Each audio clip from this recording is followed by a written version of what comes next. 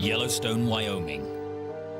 In spring 2003, strange things began happening in America's most famous national park.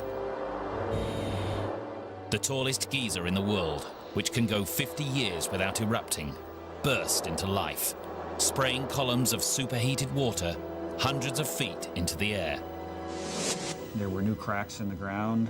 The ground heated up to the point where the National Park Service had to close some trails. Not long after, a group of 5 bison collapsed and died, victims of poisonous fumes from below the ground. Satellite pictures revealed that something ominous was happening beneath the earth. On the internet, unfounded rumors spread that a supervolcano, an eruption so large that it only occurs on average every 700,000 years, was about to blow. These things happen. You can look at the earth and see the scars. They happen, and they're going to happen again. If Yellowstone experiences another super eruption, could the United States survive?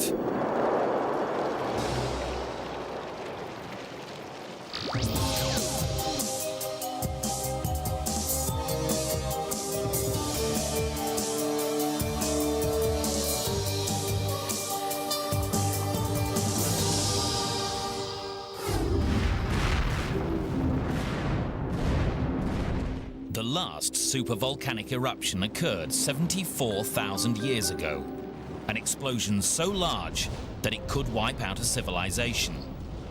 But what makes a supervolcano?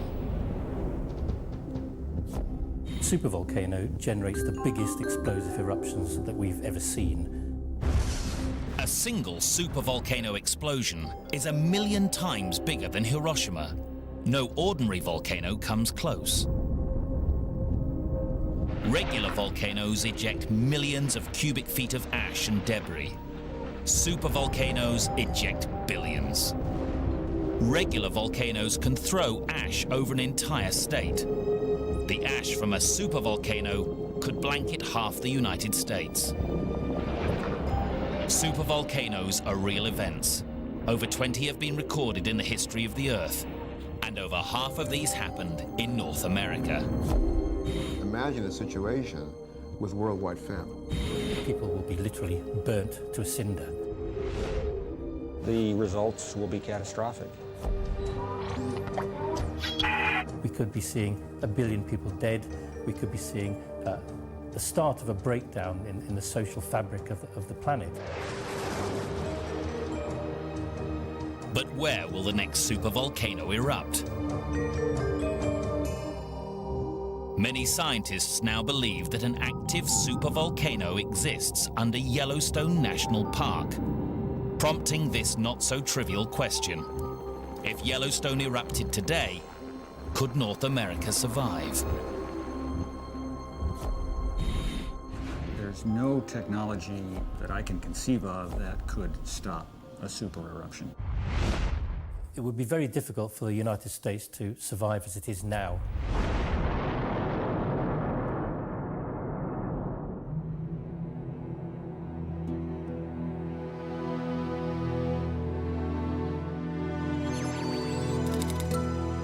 Yellowstone National Park. 3,400 square miles of protected wilderness, situated mostly in northwest Wyoming.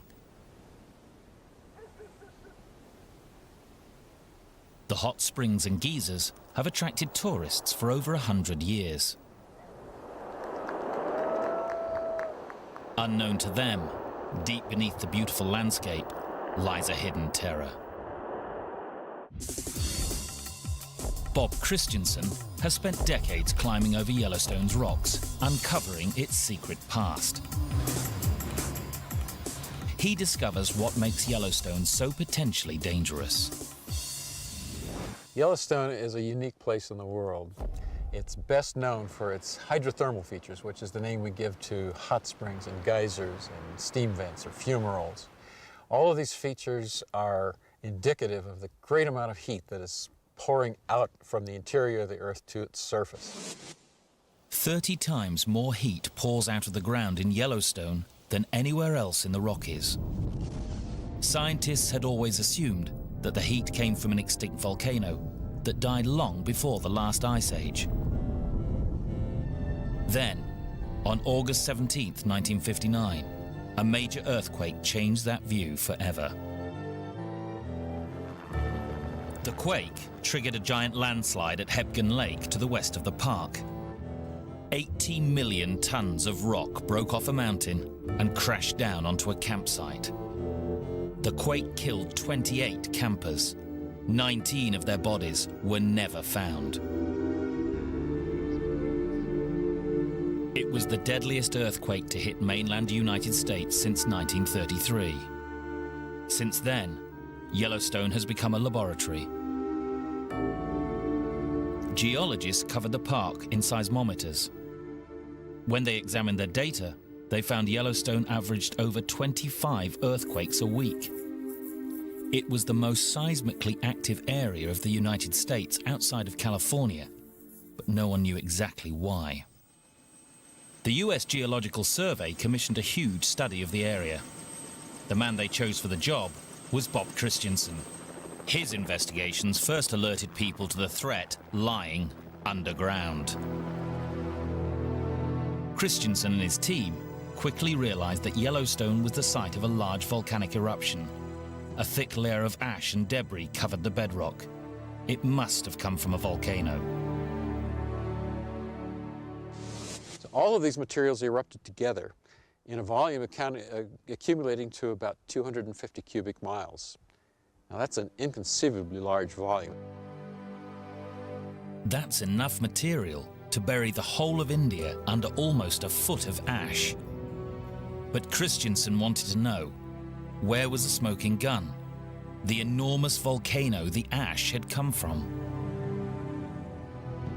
Ordinary volcanoes are easily recognized from their distinctive cone shape, but Christensen couldn't find any sign of a cone in Yellowstone. Over the next 5 years, he carefully mapped the terrain.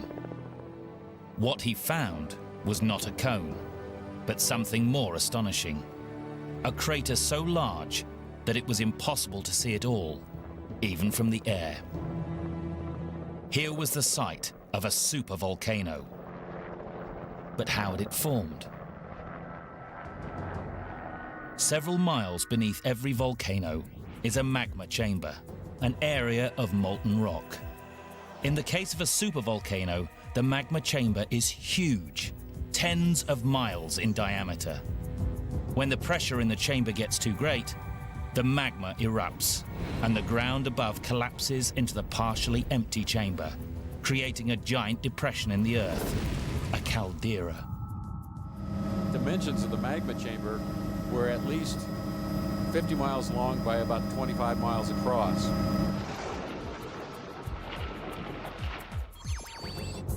The caldera was enormous. The whole center of Yellowstone Park had once blown out and up.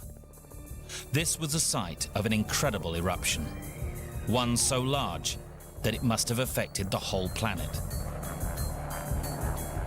To understand just how big this eruption was, just compare it to the United States' biggest volcanic eruption in living memory. Mount St. Helens erupted in May 1980, blasting 7 billion tons of rock from the side of the mountain, enough debris to bury Manhattan to a depth of 55 feet. The eruption was equal to 500 Hiroshima nuclear bombs. It flattened more than 200 square miles of forest and sent ash 15 miles into the sky. By any measurement, it was big. But the eruption that created the Yellowstone caldera was much, much bigger. An astonishing 1,000 times greater than the Mount St. Helens blast. But there was another surprise. From analyzing the layers of ash, Christensen found 2 other giant calderas. One was even bigger, 60 miles long by 30 miles wide. The eruption that caused it was 2,500 times the size of Mount St. Helens. This is the spot where we first recognized the distinction between these two volcanic units and realized realized that Yellowstone has had a much longer, more complicated history of evolution than was appreciated at first. Christensen had discovered 3 enormous eruptions right in the heart of the United States. Yellowstone gave birth to several supervolcanoes, which raises the unnerving thought: could Yellowstone erupt again? One man who has been trying to answer that question is geologist Bob Smith. Bob Smith grew up with Yellowstone. He had his first job in the park 50 years ago. He's gathered evidence that suggests that our worst nightmares about Yellowstone could be true. In the 1970s, he was revisiting Yellowstone Lake when he noticed that the landscape had changed since he was last there. Trees just at the edge of the lake seem to have water in the root systems and been inundated by a few inches of water. Strangely, this only occurred at the south end of the lake.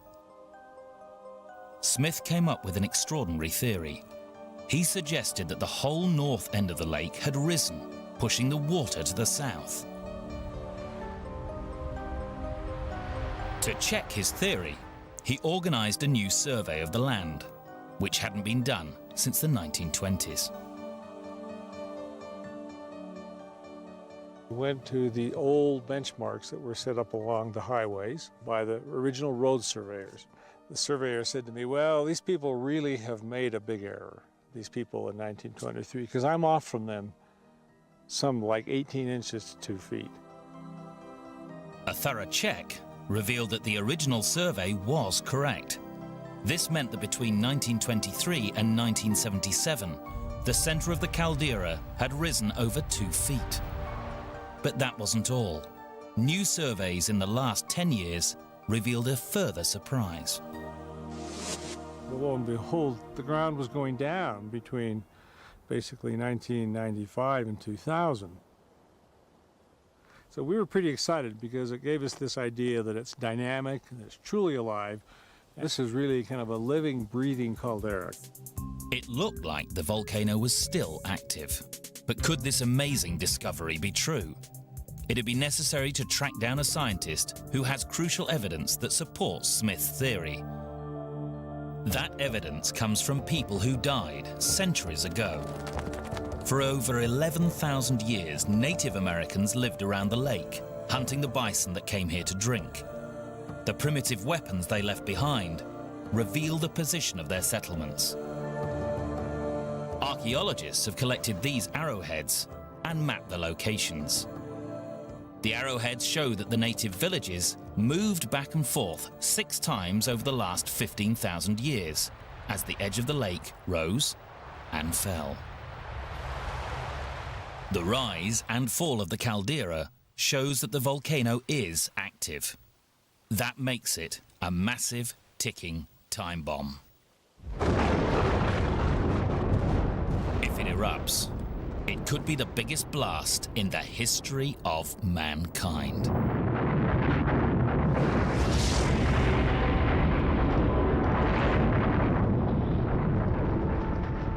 So what will happen if Yellowstone erupts? It's a dramatic spectacle, and the result would be catastrophic.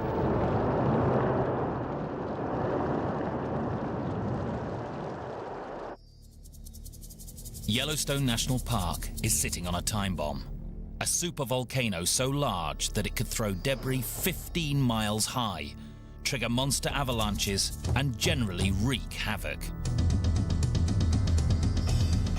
To see if the United States could survive a Yellowstone super eruption, it's first essential to know just how big that eruption would be.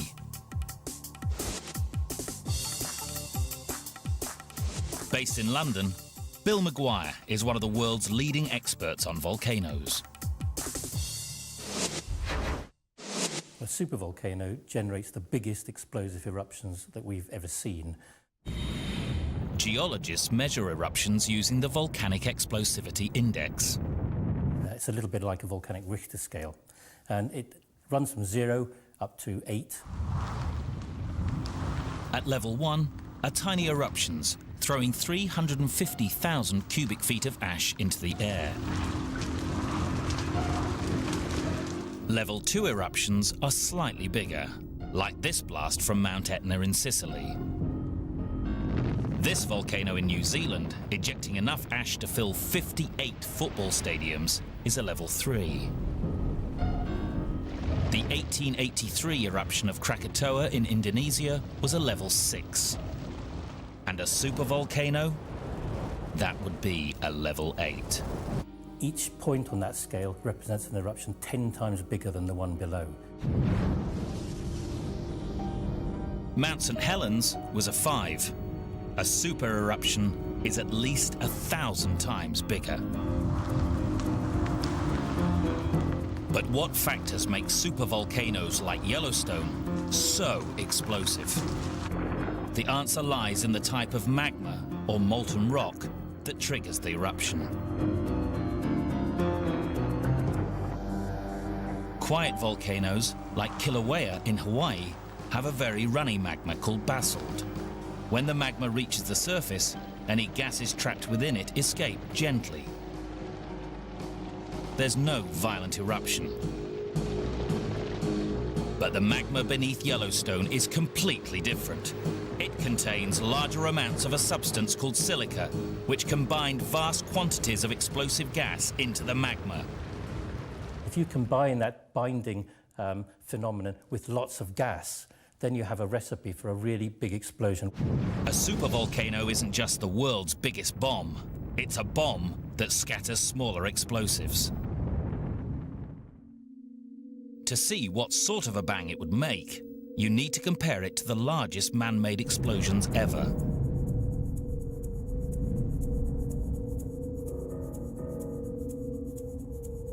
This is the most powerful bomb ever detonated by the United States. It's the Castle Bravo hydrogen bomb, set off on Bikini Atoll in 1954. But at 15 megatons, it's still 160 times smaller than a typical supervolcano eruption. This is the world's biggest bomb. In 1961, the Soviet Air Force dropped a 50 megaton bomb over Novaya Zemlya in the Arctic Ocean. The mushroom cloud rose above the stratosphere and the shockwave traveled 3 times around the Earth. Imagine an eruption 50 times bigger than this, and you have a supervolcano. Without doubt, that kind of eruption is a menacing hazard.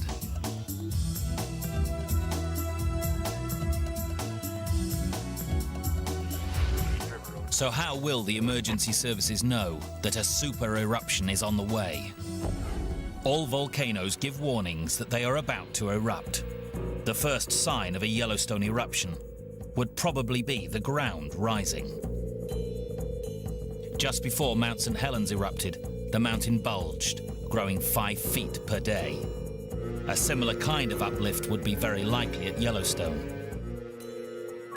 As magma deep below the surface of the Earth rises, it splits the rock above. In Yellowstone, it would probably lift the whole caldera, an area the size of Luxembourg, 10 feet or more into the air. Weeks or even months before a Yellowstone super eruption, these warning signs would activate an enormous evacuation. The area 60 miles around the volcano would become a hazard zone. Officials would place the surrounding region on alert, up to 200 miles, readying people for a violent eruption. As people evacuated the area, geologists would look out for new warning signs that would tell them an eruption is imminent. You start to see swarms of earthquakes as fresh magma moved into the system and broke the rock above it, and it started to rise upwards. These earthquakes produce distinctive waveforms on the seismographs. The sharp crack of rocks fracturing creates a signal that starts with a sharp rise and fades quickly. Long before an eruption, swarms of earthquakes would sweep the hazard zone and surrounding area.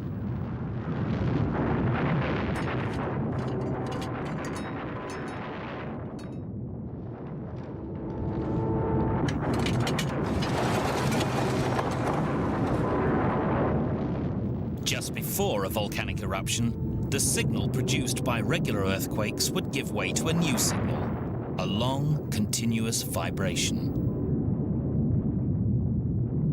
Now, when magma's opened a space for itself, it will start to move through that, and as it moves through that fairly rapidly, it will vibrate the walls of the crack or the conduit, and that will give you a sort of rumbling signal.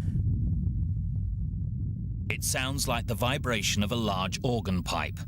Scientists call it the harmonic tremor. It is the last warning.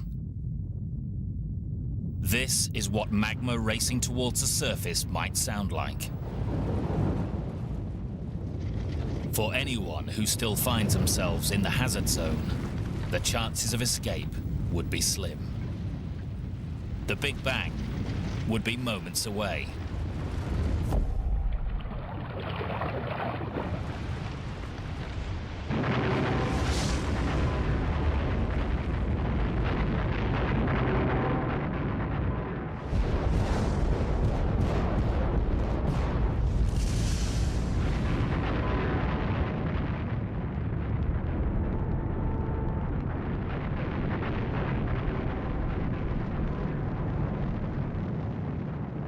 The blast of a super eruption alone would be awesome, but it is nothing compared to what would follow.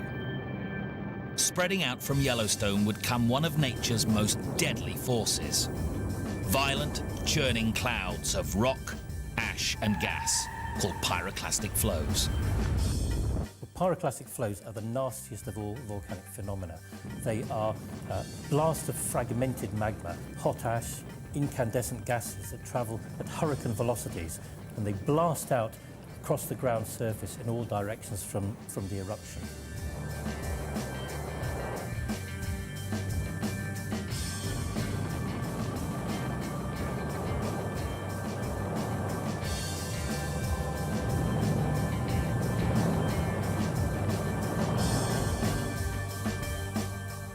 Hidden beneath the turbulent cloud of scalding hot ash is a mass of tumbling rocks.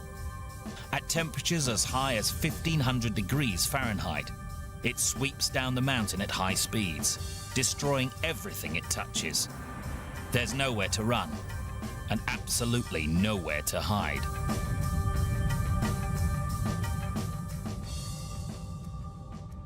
Death comes pretty quickly, not from the actual burning of the skin outside, but from inhaling these very, very hot gases.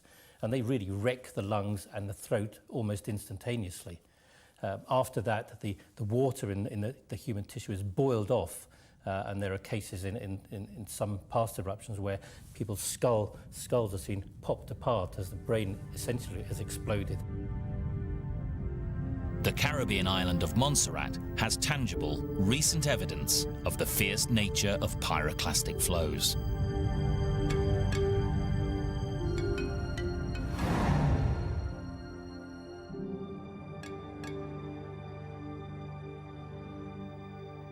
Hell came to this paradise in 1997 in the form of giant pyroclastic flows.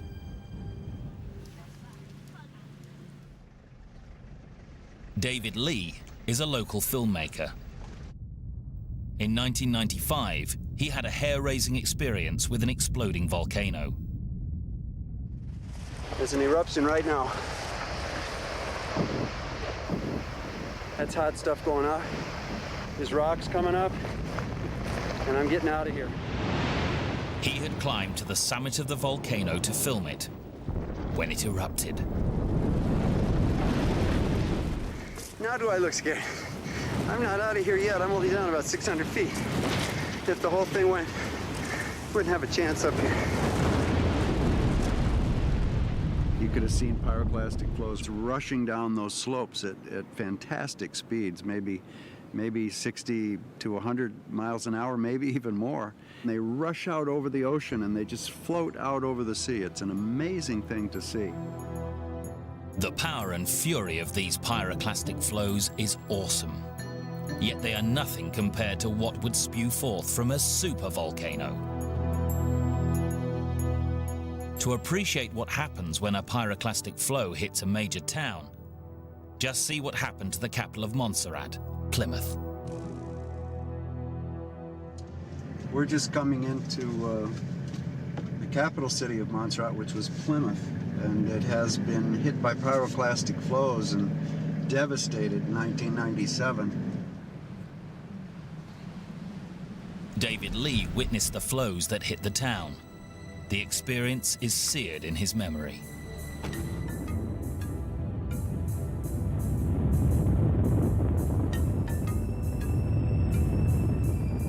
At the daytime, they look like a gray mass. You wouldn't even think they were dangerous, although they're moving quickly. At night, they are totally on fire, totally incandescent, just glowing, and you could see them sweeping down over the city, and everything they touch, because they're probably 500 degrees or more, just bursts into flame. Most of the population was up on the hillsides, as close as we could get, and you could see the whole city burning. Once, over 4,000 people lived here. Today, it's a ghost town. The city centre is buried in ash, a modern-day Pompeii. Montserrat's disaster was appalling, but its volcano was relatively small, and life on the island has begun to recover. If this had been a supervolcano, there would be no life here whatsoever. Within an hour of a Yellowstone super eruption, pyroclastic flows would race across the countryside and engulf the valley of Jackson Hole and the town of Livingston some 50 miles away. Within a radius of 60 miles, 90% of any remaining people would be killed. A few might be blown to pieces in the initial blast. Most would suffocate in the heat of the pyroclastic flows. But this would be just the beginning. Blowing across the states would be the most gargantuan ash clouds.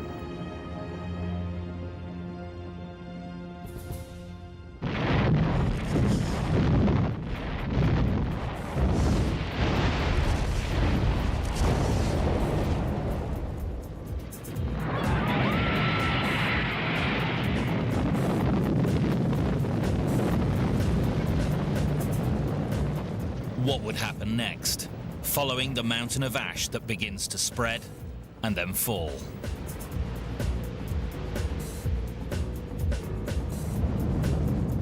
The Yellowstone super eruption could throw ash 15 miles into the atmosphere.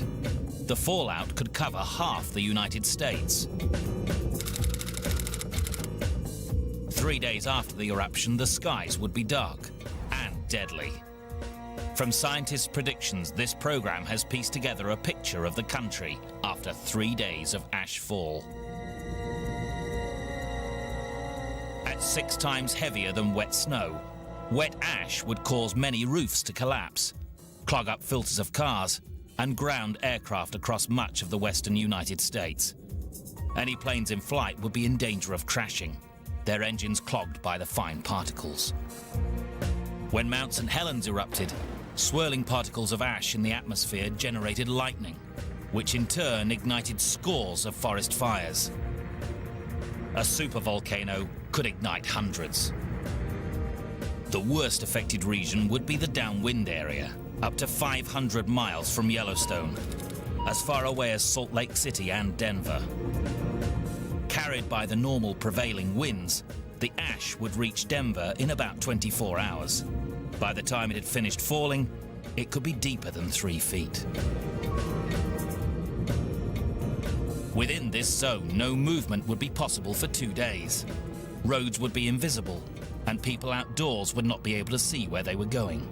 Transportation would come to a stop. Winds whipping up the ash would create dust clouds, and people stranded in the open would likely suffocate within hours. Moist ash collecting on power lines would short insulators, cutting off power to nearly everyone. If it happened in winter, then the cold weather would take more lives.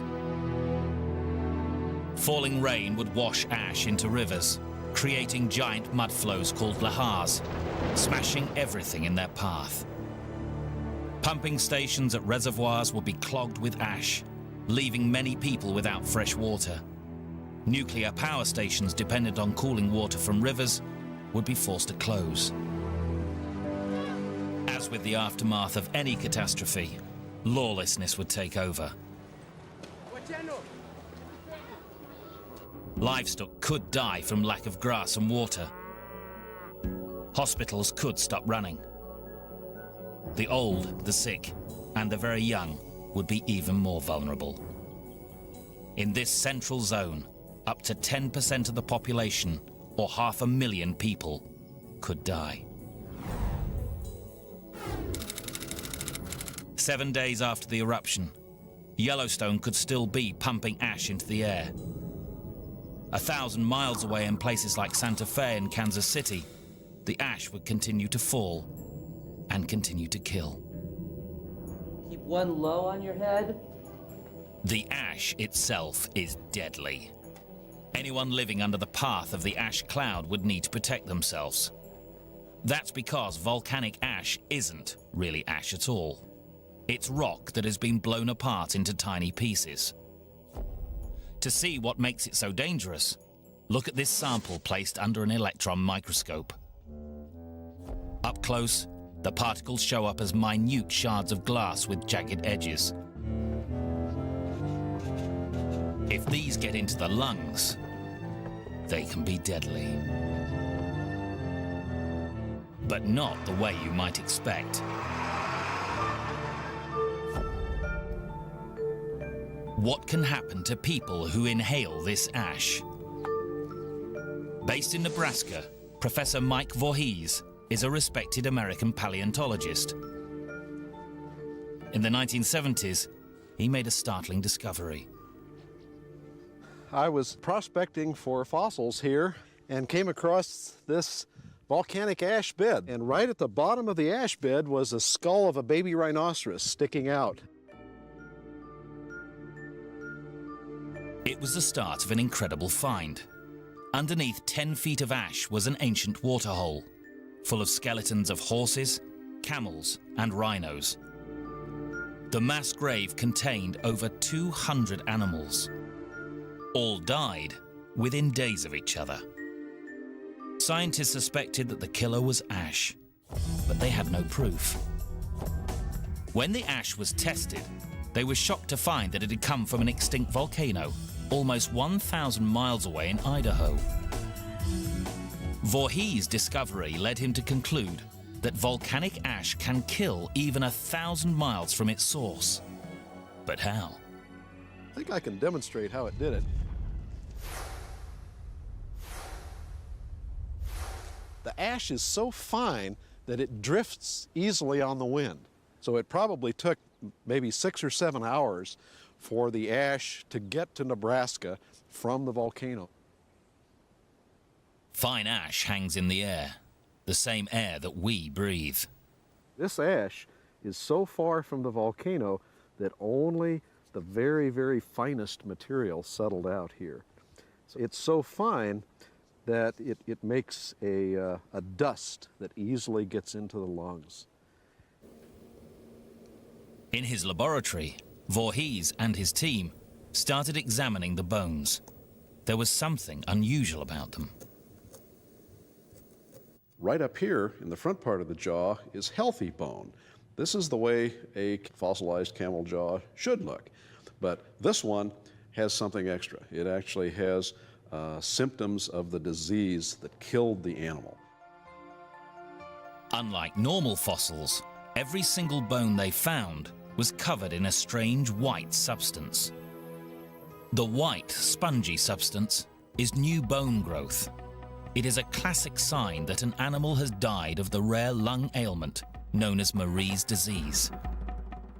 As the lungs fail, the skeletal system goes out of control, rapidly depositing new bone on top of old. It reveals that the animals died a slow and painful death. As their lungs, choked by ash, started to fail, it caused their bones to grow thicker. Racked with pain, they were drawn to the waterhole where they died, all within a month of the eruption.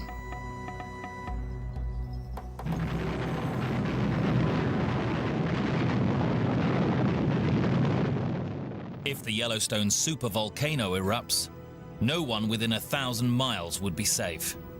Prolonged exposure to the fine ash would guarantee a lingering death from Marie's disease.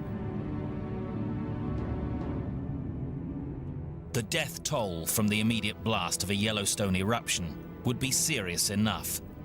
But for those who survived the explosion, and even the ashfall, it could get worse.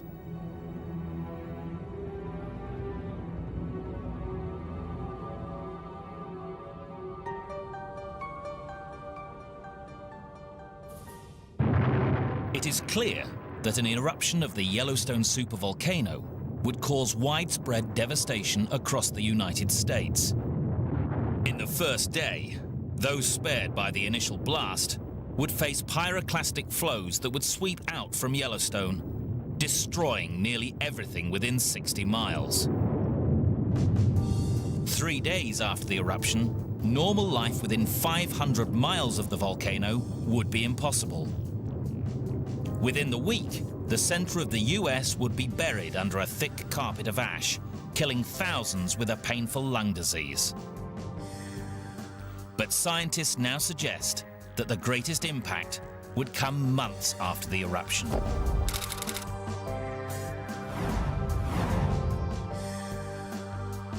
They believe that the deadliest part of a supervolcano eruption is not the ash that falls to the ground, but the gases that stay in the air.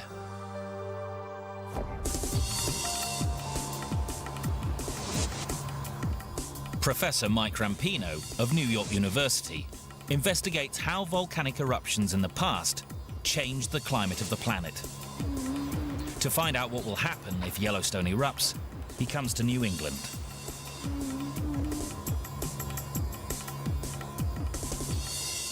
An old tombstone in a New Hampshire graveyard contains a warning of what a supervolcano would bring. It records the events of 1816, a date that became known as the year without a summer. And this is a memorial to a farmer named Reuben Whitten, who managed to save the town of Ashland, New Hampshire in 1816 by growing enough wheat on his land to feed the community. There was snow in June and frosts in July and again in August that killed most of the wheat in the lowlands, but Reuben Whitten managed to grow enough wheat in the highlands here to feed the town. They were lucky. In 1816, the growing season in New Hampshire dropped from 120 days to just 60, and so the crops died in the ground before they could ripen. And it wasn't just America that was affected. Bad weather caused harvests to fail in Europe. 1816 to 1817 witnessed the worst famine in over a century.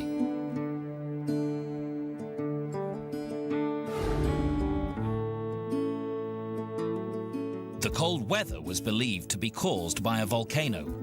To find out more, Mike Rampino went to Harvard University to search the historical records.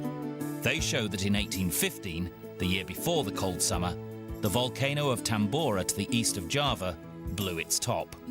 Although not a super eruption, this volcano, even at 10,000 miles away, had a far-reaching effect. It's our best clue to what will happen when a supervolcano erupts. Explosive volcanoes put material up into the stratosphere, and the most important thing is they release sulfur dioxide gas, which is converted into sulfuric acid aerosols, little droplets, in the Earth's atmosphere in the stratosphere. Scientists agree that what made Tambora such a killer was the 200 million tons of sulfur dioxide it pumped into the air. These tiny droplets are spread worldwide by the stratospheric winds, and they produce a veil that covers the Earth and cuts out some of the sunlight that's coming in, so that the sun actually appears dimmer. And so less sunlight is warming the Earth, and it's natural then the Earth cools down. This dimmer effect caused the famine of 1816. By some estimates, Tambora killed 71,000 people, twice as many as Krakatoa, mainly through starvation. It is the deadliest volcanic eruption in recorded history. A supervolcano's effect might be even greater. The effect it would have on the atmosphere is much more severe than any of the historic volcanic eruptions like Tambora. And we estimate that the drop in temperature globally after a Yellowstone-sized supereruption would be about 10 degrees Fahrenheit. Now, that is a very severe cooling. Frost and snowfall, and even in equatorial regions. Tropical vegetation has no cold hardiness. So a frost in the tropics would kill off all the above-ground vegetation. And in that kind of situation, the climatic effects, the loss of the growing season for 1 or 2 years, it's been estimated that you could lose billions of people from the Earth's population.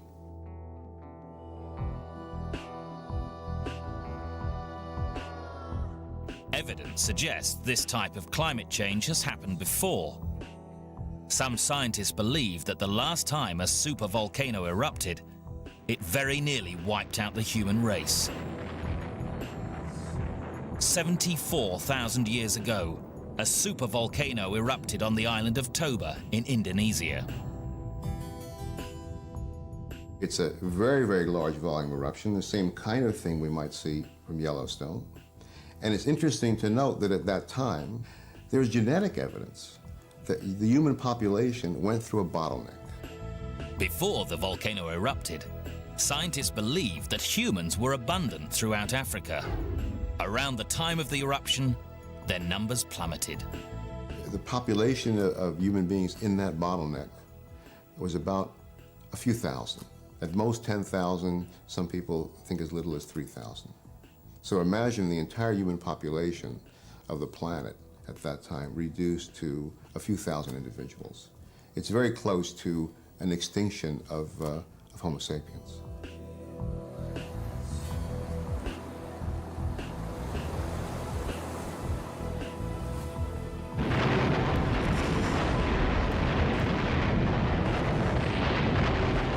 According to these scientists, a supervolcano has nearly ended human life once already.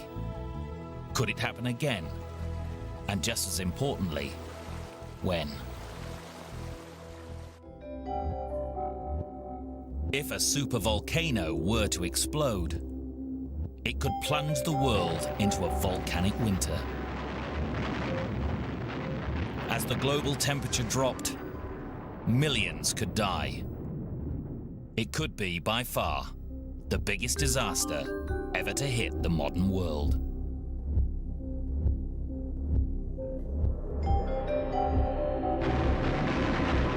It sounds terrifying, but if it happens 500,000 years from now, it's perhaps less of a concern. But if it happens 5 years from now, it's surely a major worry. So when will Yellowstone next erupt? The scientist in charge of Yellowstone Volcano Observatory is Jake Lowenstern. If Yellowstone is about to erupt, it's his job to see it coming. Using the very latest technology, he can tell what is happening below ground at any time. There's over 20 seismometers that are located within the park. The seismic data is recorded continuously, sent to the University of Utah. The key to knowing when Yellowstone is going to blow is understanding the composition of the magma underground. The magma deep below Yellowstone is made of 3 things: gas bubbles, crystals of cooled magma, and a certain percentage of molten rock or melt. Before a volcano can explode, the magma chamber has to contain enough melt to trigger the eruption. Generally, it appears that about 50% melt is needed in a magma for it to erupt. So what percentage of rock below Yellowstone is melt? To find the answer, scientists have recently analyzed the seismic waves created by earthquakes. Like a giant ultrasound scan, these allowed them to see into the earth and estimate the percentage of melt below ground. We do have some data that indicates that the magma chamber on a caldera-wide basis is only about 10% melt, and therefore it doesn't seem likely at this time that Yellowstone caldera could have one of these really large caldera-forming eruptions. There's just not enough highly molten material down there. But in 2003, geologists monitoring the volcano saw unusual signs that Yellowstone was becoming more active. Dan Dorishan is a geologist with the U.S. Geological Survey's Volcano Hazards Group. He was one of the first to see the signs of the increased activity. The tallest geyser in the world erupted several times, Steamboat Geyser. A very rare event. There were new cracks in the ground. The ground heated up to the point where the National Park Service had to close some trails. We discovered that a different part of the area was going up. And frankly, the only thing we can think of that could be down there that would be causing the uplift is magma. It could mean that the system is getting closer to its next eruption and we're starting to see intrusion of magma. We don't know. So what could these signs mean?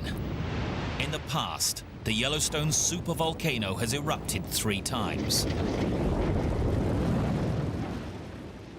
These things happen. You can look at the Earth and see the scars. They happen and they're going to happen again. Yellowstone appears to be in a cycle. The last 3 super eruptions at Yellowstone occurred 2.0 million years ago, 1.3 million years ago, and 0.6 million years ago. Well, that sounds like we're getting ready for the next eruption. But these dates are not an exact cycle. The eruptions varied by plus or minus 100,000 years. This means that the next Yellowstone eruption might not happen for another 100,000 years. So will the next one occur at 0 or 100,000 years from now? We don't know. According to the scientists, it's unlikely that Yellowstone will blow in a super eruption at any time soon. But one thing is sure, super eruptions do happen. If Yellowstone were about to explode, this program wanted to find out whether there is any way it could be stopped. Some have suggested that the way to prevent a supervolcano eruption would be to drill hundreds or thousands of holes down to the magma chamber to release the pressure of the gases. It just wouldn't work. First of all, it's a technological challenge to drill to the depths of these magma chambers, on the order of 6 miles perhaps in some cases. But even if you drill that far, all you would be doing is a pinprick in a very large, very complicated system. It's not just a big balloon full of magma, and it wouldn't notice. There's no technology that I can conceive of that I've ever heard discussed that could stop a super eruption. So it can't be stopped with any known technology. If Yellowstone blows, is there any way the United States could survive? It would be very difficult for the United States to survive as it is now in the immediate aftermath of an eruption, a super eruption at Yellowstone. The United States would be crippled. Thousands could die in the blast. Millions more could perish from breathing in ash or from the famine that many predict.